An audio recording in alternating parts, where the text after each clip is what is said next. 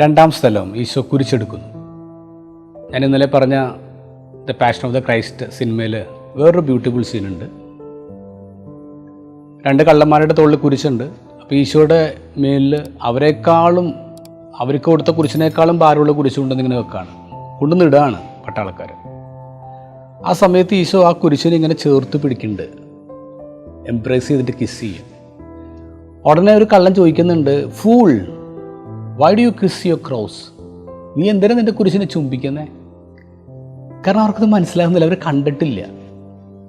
ഒരുവൻ അവനെ കഴിവേറ്റുന്ന കുരിശിനെ എടുത്ത് ചുംബിക്കുകയാണ്. ഈ സ്ഥലത്തിന് ഇട്ടിരിക്കുന്ന പേര് ഇഷ്ടം എന്നാണ്. ഇഷ്ടത്തോടെ ജീവിതത്തിലെല്ലാം സ്വീകരിക്കാൻ പറ്റുന്നുണ്ട്. ഈ കഴിഞ്ഞ ആഴ്ച എഴുത്തുകാരനും നാടകൃത്തുമായ A.K. പുതുശ്ശേരി അന്തരിച്ചു. അദ്ദേഹത്തിന് 90 വയസ്സായിരുന്നു. അദ്ദേഹത്തിന് വലിയൊരു ആഗ്രഹമായിരുന്നു അദ്ദേഹത്തിന് 100 പുസ്തകങ്ങൾ എഴുതണമെന്നുള്ളത്. 95 പുസ്തകങ്ങൾ അദ്ദേഹം ഇറക്കി. അദ്ദേഹത്തിൻ്റെ സ്വപ്നം അദ്ദേഹത്തിന് പൂർത്തീകരിക്കാൻ പറ്റിയില്ല. അപ്പോൾ അദ്ദേഹം ഒരുപാട് നാടകങ്ങൾ എഴുതിയിട്ടുണ്ട്, നോവലുണ്ട്, കവിതകളുണ്ട്. പക്ഷേ ഡിവോഷണൽ സോങ്സ് വളരെ കുറച്ച് ചെയ്തിട്ടുള്ളൂ. അത് 1-2 ആൽബമാണ് അദ്ദേഹത്തിൻ്റെ പേരിലുള്ളത്. പക്ഷെ അദ്ദേഹം ചെയ്തൊരു പാട്ട് വളരെ ഫേമസ് ആയിട്ടുള്ളൊരു പാട്ടാണ്. ഈ ലോകത്തിൽ എന്നെ നീ ഇത്രമേൽ സ്നേഹിപ്പാൻ ഞാൻ ആരാണ് എന്നെ ഈശോയെ. വളരെ ബ്യൂട്ടിഫുള്ള സോങ്, നമുക്ക് എല്ലാവർക്കും അറിയാവുന്ന പാട്ടാണ്. ഈ ലോകത്തിൽ ഇത്രമേൽ സ്നേഹിപ്പാൻ ഞാൻ ആരാണ് എന്നെ ഈശോ എന്ന് ചോദിക്കുന്ന ഒരു പാട്ടുണ്ട്. ഒരൊറ്റ പാട്ടിൻ്റെ പേരിൽ A.K. പുതുശ്ശേരി സാറിങ്ങനെ അറിയപ്പെടും എന്നുള്ളതാണ്. ഈ പാട്ടിൻ്റെ ജനനത്തെക്കുറിച്ച് പുതുശ്ശേരി തന്നെ പറഞ്ഞിട്ടുള്ളൊരു സംഭവമുണ്ട്. അദ്ദേഹം ഒരു ദിവസം ജോലി സംബന്ധമായിട്ട് കോഴിക്കോടാണ്. ഇപ്പോൾ കോഴിക്കോട്ട് നിന്ന് എറണാകുളത്തേക്ക് വരണം, വീട് എറണാകുളത്താണ്. അപ്പോൾ സ്ട്രെയിറ്റ് ബസ് കിട്ടിയില്ല, ട്രാൻസ്പോർട്ട് ബസ്സിൽ വരുമായിരുന്നേ. അപ്പോൾ തൃശ്ശൂർ വരെയുള്ളൊരു ട്രാൻസ്പോർട്ട് ബസ് കിട്ടി. അപ്പോൾ അതിൽ കയറി തൃശ്ശൂരെത്തി. രാത്രി സമയമാണ്. വണ്ടിയിൽ നിന്ന് ഇറങ്ങുമ്പോൾ തന്നെ കാണുന്നത് ഒരു എറണാകുളത്തേക്കുള്ള വണ്ടി അവിടെ പോകാൻ വേണ്ടി ഇങ്ങനെ നിൽക്കുകയാണ്. ഇപ്പോൾ ഈ പുതുശ്ശേരി സാർ അവിടെ നിന്ന് ഇറങ്ങി നേരെ വണ്ടിയിലേക്ക് ഓടിക്കയറാണ്. ആ സമയത്ത് ആ വണ്ടി നിറച്ച ആൾക്കാരാണ്, ഇതിൽ സ്റ്റെപ്പിൽ പോലും ആൾക്കാരുണ്ട്. അങ്ങനെ കയറുമ്പോഴേക്കും ഈ സ്റ്റെപ്പിൻ്റെ അവിടെ നിന്ന കണ്ടക്ടർ ഒറ്റ തള്ളി താടിയിടാണ്. വണ്ടി വിട്ടു പോയി.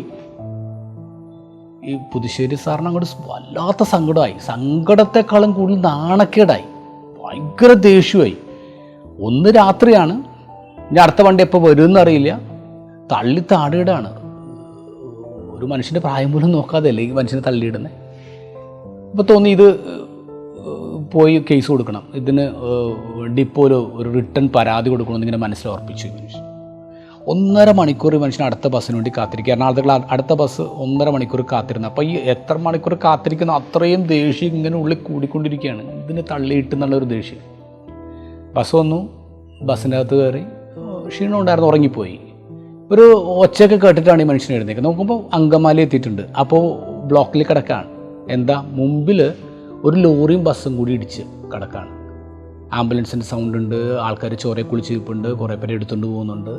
അപ്പോൾ ബസ്സിൽ നിന്ന് ഇറങ്ങി. അപ്പോൾ എല്ലാവരും ബസ്സിൽ നിന്ന് ഇറങ്ങണം. അപ്പോൾ ബസ്സിൽ നിന്ന് ഇറങ്ങി നോക്കിയിട്ട് ആ ഇടിച്ച് കിടക്കുന്ന ബസ് നോക്കിയപ്പോഴേക്കും എന്നെ തള്ളിയിട്ട ബസ് തന്നെയാണ്. കാരണം പരാതി കൊടുക്കാൻ വേണ്ടി ബസ്സിൻ്റെ നമ്പർ നോട്ട് ചെയ്തിട്ടുണ്ടായിരുന്നു. ആ ബസ്സാണ് ഇടിച്ചിട്ടുള്ളത്. ഈ മനുഷ്യൻ മാറി അങ്ങ് റോഡിൽ നിന്നിട്ട് കരഞ്ഞു. എന്നിട്ട് പറഞ്ഞു, എന്നെ ആരാണ് ഈ ബസ്സിൽ നിന്ന് തള്ളിയിട്ടത്? എന്നെ ആരാ ഈ ബസ്സിൽ നിന്ന് തള്ളിയിട്ടത്? അന്ന് രാത്രി വീട്ടിലെത്തിയപ്പോൾ അദ്ദേഹം എഴുതിയ പാട്ടിൻ്റെ വരികളാണ്, ഈ ലോകത്തിൽ എന്നെ നീ ഇത്രമേൽ സ്നേഹിപ്പാൻ ഞാൻ ആരാണ് എൻ്റെ ഈശോയെ. ജീവിതത്തിൽ സങ്കടങ്ങളുണ്ടാകുമ്പോൾ, ട്രാജഡിയൊക്കെ ഉണ്ടാകുമ്പോൾ നമ്മൾ ചോദിക്കുന്നൊരു ചോദ്യമാണ്, എനിക്കെന്തിനിത് വന്ന് ദേഷ്യമൊക്കെ വരും നമുക്ക്. അപ്പോൾ ദൈവം തള്ളിയിട്ടതാണെങ്കിലോ? ചില വലിയ അപകടങ്ങളിൽ ചെന്ന് വീഴാതിരിക്കാൻ ദൈവം ചിലപ്പോൾ നമുക്കൊരു തള്ളി തരും. എത്ര പാപിയാണ് നമ്മൾ, എത്രയോ പാപിയാണ്, എന്നിട്ടും ദൈവം നമ്മളിങ്ങനെ കരുതുന്നില്ലേ? ഇപ്പോൾ ജീവിതത്തിലെ കുരിശുകളെ ഇഷ്ടപ്പെടണം. അതൊരു പരാജയമല്ല, അതൊരു വേദനയല്ല, അത് ദൈവം എനിക്ക് നൽകുന്ന സമ്മാനമല്ലേ. അങ്ങനെ ദൈവം നമുക്ക് സമ്മാനം തരുമ്പോൾ നമുക്കതിന് ഇഷ്ടപ്പെട്ടുകൂടെ? രണ്ടാം സ്ഥലത്ത് ജീവിതത്തിലെ കുരിശുകളെ ഏറ്റവും സന്തോഷത്തോടു കൂടി കെട്ടിപ്പിടിക്കാൻ മറക്കരുത്, ചുംബിക്കാൻ മറക്കരുത്. Good day.